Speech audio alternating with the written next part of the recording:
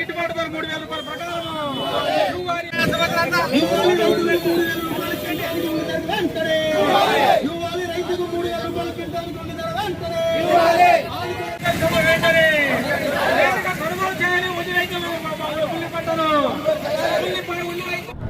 ఆంధ్రప్రదేశ్ రైతు సంఘం ఆధ్వర్యంలో జిల్లా వ్యాప్తంగా కూడా ఈ ఆందోళన కార్యక్రమం కొనసాగుతుంది.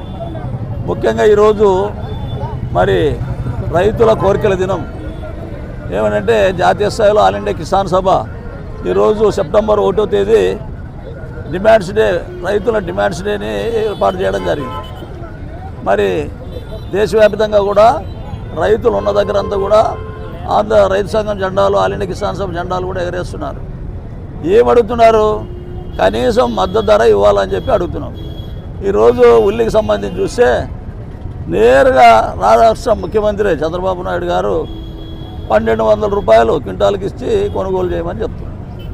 అంటే రైతులు ఈ ఉల్లికి ఎంత పెట్టుబడి పెడుతున్నారు, ఎకరాకి ఎంత పెట్టుబడి అవుతుంది, ఎంత దిగుబడి అవుతుంది, మరి ఇది ఏ విధంగా గిట్టుబాటు అవుతుంది అనేది ఆయన కనీస పరిజ్ఞానం కూడా లేదు.